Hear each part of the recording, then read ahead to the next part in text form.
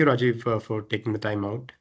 Just Thank you, want to Mayank. start this off, broadly by, just asking you about if you could just give me a brief overview about Sasken Technologies. What exactly does the company do? Which domain do you play in? Sasken is primarily a product engineering services company, and our focus area is embedded systems. You can kind of divide this product engineering into two. One is enterprise products, and the other is the embedded product. So we are focused on the embedded products and also digital transformation around all the embedded products is where we also deliver our capability solutions to our customers. So it's a company that is a product engineering services company. Right. And if we look at the automotive industry, so how do you plug into the automotive sector? What ways are your services and are your products are relevant to this industry? So man, we are a chip to cognition company, Mm-hmm. and towards that we have offerings where we design silicon customers, we design end product embedded products for customers. And lastly, we also provide cloud services, cloud solutions, where a lot of these products are getting connected and the data collections as well as all the services that are required on top of it. So we kind of pride ourselves in the fact that we are a chip to cognition company. Right. Having said that, I think automotive has seen and will continue to see a huge transformation because all automotive is now moving more is completely software. Yeah. Earlier, it used to be a lot of mechanical parts, which they remain. It's not that they are getting replaced, but I think value creation has moved totally to software. So if you take in-vehicle infotainment system, if you take telematics, if you take ECUs, if you take ADAS, and all the interplay between them is where we primarily focus and deliver solutions to our customers in the automotive. And also the cloud services that get enabled on top of it, because the telematics unit is the one that connects to all the different cloud services that the either the tier ones or the OEMs have a requirement need for.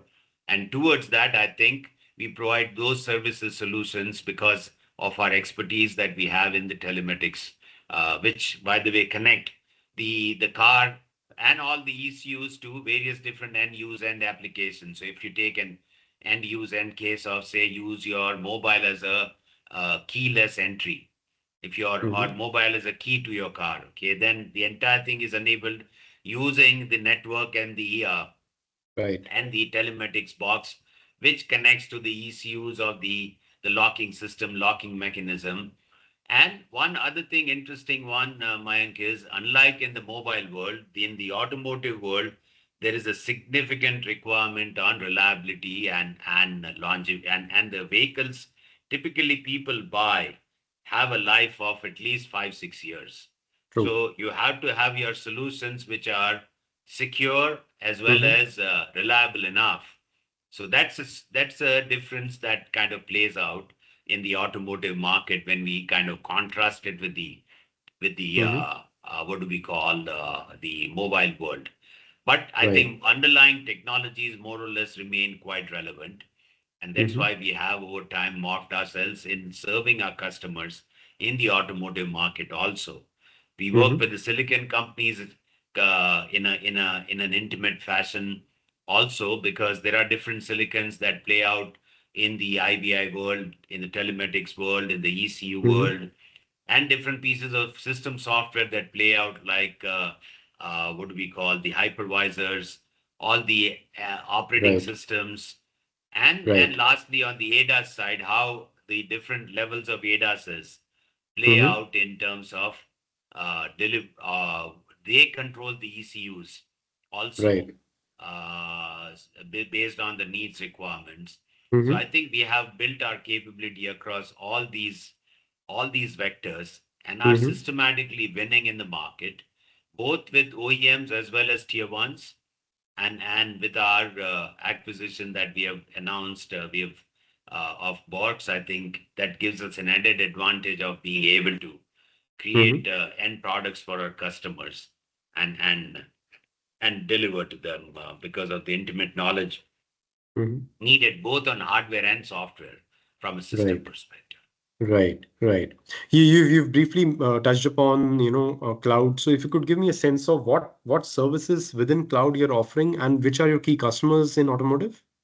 I think we work with very, very, very well known. I mean, Rekha can provide the details on the name of the customers, tier ones, OEMs, both, and Mm-hmm. say take the cloud part of it, right? One is data Right. and data collection and all, but Mm-hmm. second is the services. So now you have most everybody OEMs have what you call their own cloud-based services that they offer to their customers, and that primarily goes through the telematics unit, Right. which is the one that connects. So we work closely with large suppliers of telematics units, Mm-hmm. and towards that, in that interface, work with the tier ones and with the OEMs Mm-hmm. to be able to connect all their services solutions that they are offering, enabling that we go after in our ability to really build our services to our customers. So if you Mm-hmm. take any of these things, I'm sure we would have played a role because we have served in our engagement with our customers on the telematics sides. I think if my memory serves me right, at least 25 OEMs Mm-hmm. globally, and who's who name is what we have worked with. So Okay. that's the thing that we are really focusing on. Right, right. And if you look at your business, Mr. Modi, so between embedded and cloud, so what is the share of business right now? I think large part is our embedded business, Mm-hmm. and we see a good traction. Cloud is also, and digital is also shaping up in our chip to cognition journey. Mm-hmm. So we do believe both these vectors are really playing out interestingly in a very good manner for us to Mm-hmm. be able to serve. But predominantly, Mayank, I think we would be known in the market as a largely an embedded systems company. We are adding Right. the vector on cloud and digital and all, and systematically making the progress on the same. Right. So what sort of growth opportunities do you see within embedded going forward from the Indian market? Oh, from the Indian market, I think we are seeing good traction coming in from both tier ones and OEMs for Okay. two-wheelers as well as four-wheelers. Because I think Indian OEMs have also come of age where they are also competing with the user experiences inside vehicles and all. True. Electric two-wheelers is a growth vector that we are Mm-hmm. focusing on, and all the say clusters connectivity in the electric two-wheelers is where we have a significant focus, and we see good traction, good opportunities for us to be able to serve better that market. Right.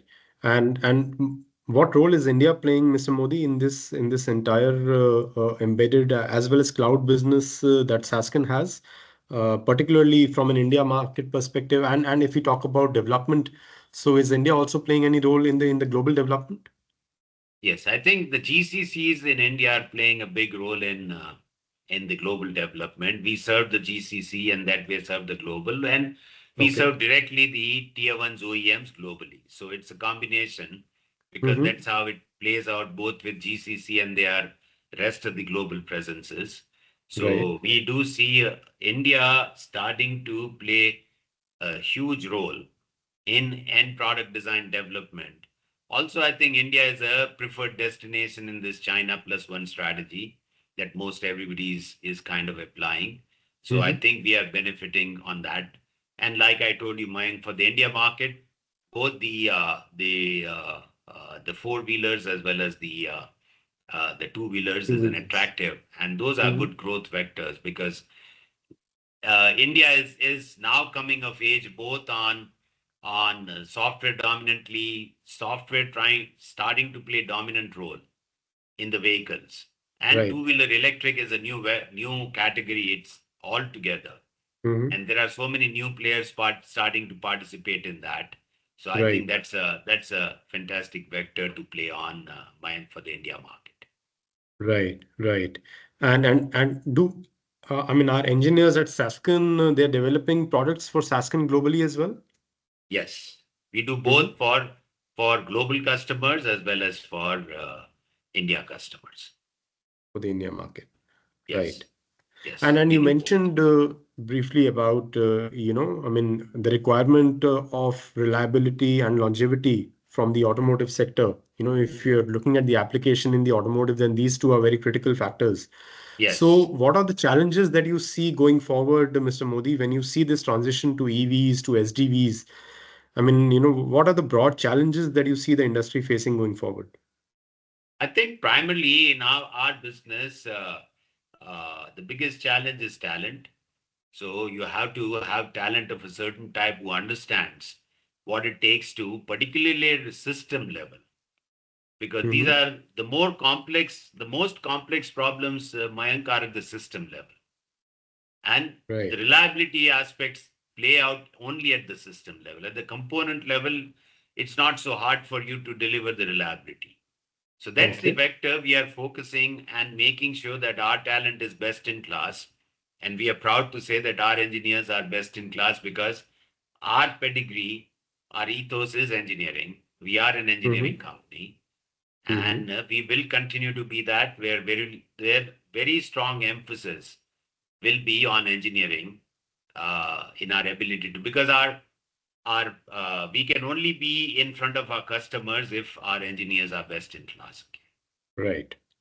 And we can Right. only succeed and deliver to our customers because of that. And like I told you, towards that we have created Sasken Academy, and Okay. there we are emphasizing and working with various colleges, starting with fifth semester, to be able Hmm. to ensure that the capability of the engineers are of a certain type which are targeted towards our chip to cognizant story. So I Hmm. think we are making good strides, progress towards that also.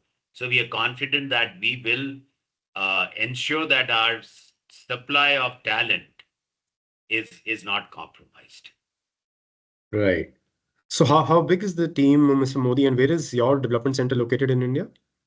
We have, let me count. I mean, we have development centers primarily in, of course, Bangalore, Hmm. Pune, Kolkata, uh, Chennai, and Okay. now we opened in Ahmedabad, and Okay. very soon we'll open in Hyderabad. So these are Right. the development centers that we have in India. Hmm. Outside India, we have in Finland, we have in Japan, Right.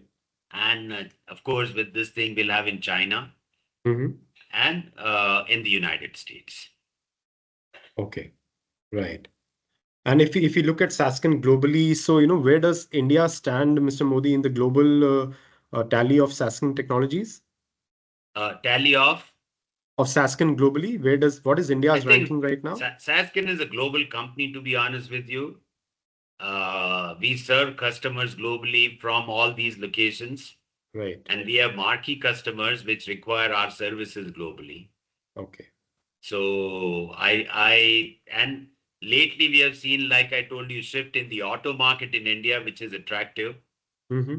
So we have started to focus on the auto market in India, Okay. and we do see good growth potential opportunities. So we will serve the India market. Make in India is a very, very attractive proposition. And towards that, even say at some point, silicon coming out of it is our we are keeping our eyes and ears open towards that, Hmm. and see how we can build our story in that. Right. Right. Are you optimistic of like a strong double-digit growth on a CAGR basis in the coming 5 years, perhaps? We definitely are very, very optimistic about that. Right. Right. Mr. Modi, thank you so much for your time. Really appreciate Thank you talking so to you. much, Mayank. Appreciate this call. Thank you. Thank you. Thank you. Thank you, Rekha. Thank you, Anushka. Thank you, Mayank.